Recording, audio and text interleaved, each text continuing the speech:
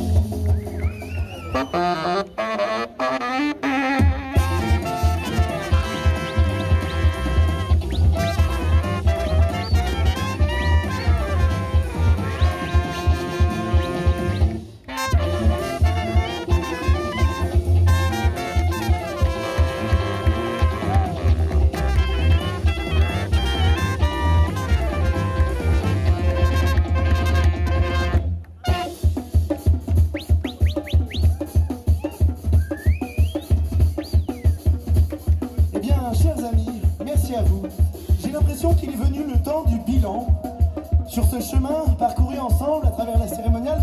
Alors écoutez, je vais vous livrer un peu mes impressions personnelles. Écoutez, je vois des corps en tout cas plus affûtés que quand vous êtes arrivés, plus toniques. Je vois des sourires plus radieux que quand vous êtes arrivés. Bon bah c'est pas dommage. Et puis je vois des regards bien plus intelligents que quand vous êtes arrivés. Donc je dirais quelque part, aujourd'hui encore, grâce à vous, c'est une réussite pour la cérémoniale. Lors des recherches qu'on a donc menées sur le cerveau, lors de l'opération cerf-volant, on vient montrer que le cerveau était trop lent, il ne changeait pas assez son comportement face aux défis environnementaux qui sont les nôtres aujourd'hui. Alors pour s'y retrouver au niveau de l'arbre mythogénéalogique, lacaniquement parlant, bien évidemment le cerveau est né du mariage entre un cerf et un veau, puisque là apparaissent les mammifères, qui vont avoir besoin d'énormément de neurones, puisqu'ils ont une vie de famille compliquée, garde alternée, tout ça. Donc on va vite, ça va exploser le nombre de neurones et on atteint le maximum avec 104 milliards et l'homme du néandertal. Sauf que d'après un neurologue que j'ai pu rencontrer lors d'une soirée karaoké, là, ça a joué des tours à l'homme du Néandertal parce qu'avec ses 104 milliards de neurones et avec la grosse tête, il y a eu des gros problèmes au niveau de l'accouchement. À l'époque où le forceps n'existait pas. On le voit, le sapiens retient la leçon puisqu'il plafonne à 96 milliards de neurones. Et on voit qu'aujourd'hui on est à 86 milliards. Pourquoi? Parce que à l'époque préhystérique, bon, On vivait dans des hordes, des tribus, on savait tout faire, on savait chasser, construire des cabanes, on était vraiment intelligents. Et alors qu'aujourd'hui, on vit dans des villages, des villes, des communautés urbaines, des empires austro-hongrois, je ne sais quoi. Et donc on est plutôt dans des monotâches, donc on a beaucoup moins besoin de neurones. D'autant qu'on le voit, notre mémoire s'est externalisée avec l'invention de l'imprimerie, l'invention de l'écriture et même l'invention de la peinture. Et grosso modo, depuis la préhistoire, on aurait perdu une balle de tennis de neurones. Et avec la future connexion de nos cerveaux aux intelligences artificielles, mais on risque à terme de perdre une boule de pétanque de neurones, voire un ballon de hand.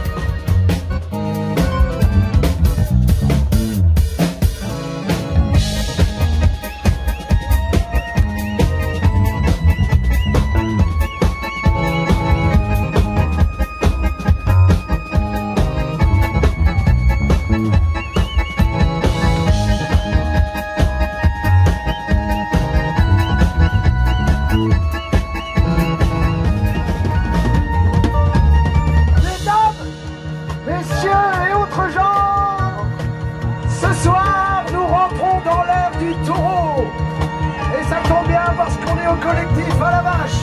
Eh ouais, c'est comme ça que ça tombe. Le taureau avec Vénus pour le petit bénéfice. Et Mercure qui pour une fois nous va du bien. Et ça c'est pas si mal. Et Mercure vient nous dire quelque chose. Il vient nous dire qu'il faut prendre soin de soi et soin des autres. Vaste programme. Et pour rester attentive et conscient, on prend soin de soi en regardant les autres. Regardez-vous. Ah ouais, regardez votre voisin, votre voisine. Et pour rester en bonne santé, il ne faut pas de sédentarité.